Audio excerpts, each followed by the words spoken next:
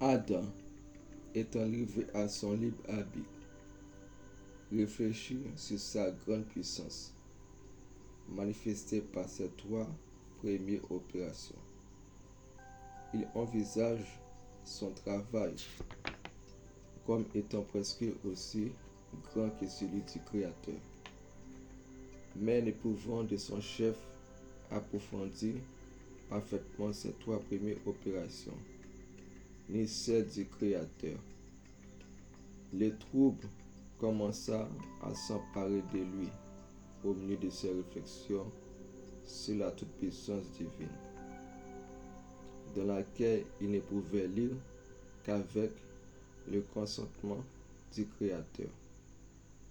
Selon qui lui avait été enseigné par les ordres que le Créateur lui avait donnés, lui-même d'exercer ses pouvoirs sur tout ce qui était à sa domination, avant de le laisser libre de ses volontés.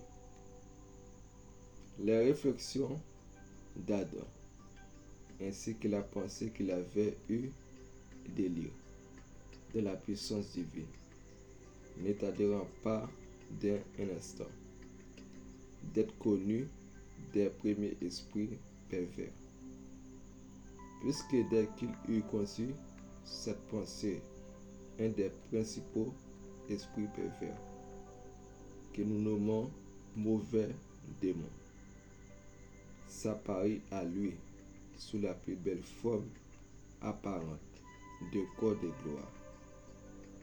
Et s'étant approché d'Adam, il lui dit: que désires-tu connaître de plus du Tout-Puissant Créateur? Ne t'a-t-il pas égalé à lui par la vertu et la toute-puissance qu'il a mise en toi? Agis selon ta volonté innée en toi et opère en qualité d'être libre, soit sur la divinité, soit sur toute la création universelle qui est soumise à ton commandement. Tu te convaincras pour lors que ta puissance ne diffère en rien de celle du Créateur. Tu apprendras à connaître que tu es non seulement créateur de puissance particulière, mais encore créateur ainsi qu'il t'a été dit qu'il devait naître de toi une postérité de Dieu. C'est du Créateur que je tiens toutes ces choses, et c'est par lui et en son nom que je te parle.